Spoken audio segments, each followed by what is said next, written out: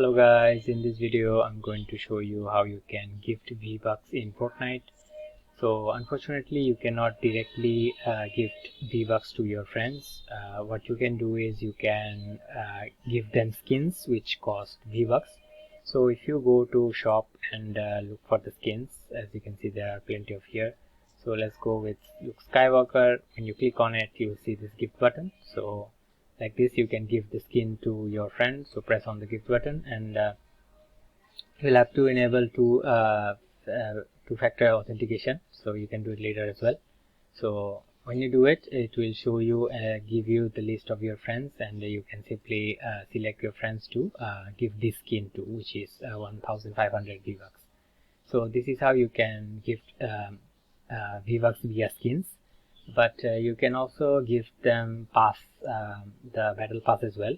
So when you go to level 2, so you will be able to gift battle pass to your friends. So you will see a button here which will say gift battle pass, so you can press it and give it to your friends.